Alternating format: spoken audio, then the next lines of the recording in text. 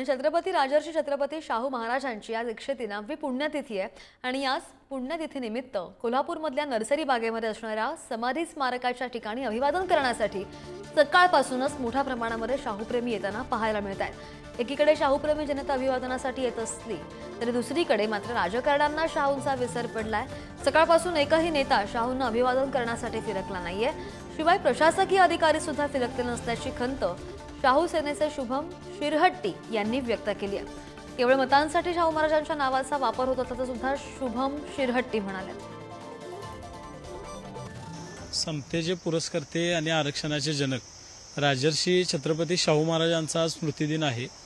आजच्या या स्मृतिदिना दिवशी या समता स्थळावर म्हणजे शाहू महाराजांच्या समाधी स्थळावर सकाळपासूनच शाहूप्रेमी नागरिकांची रीघ लागलेली आहे।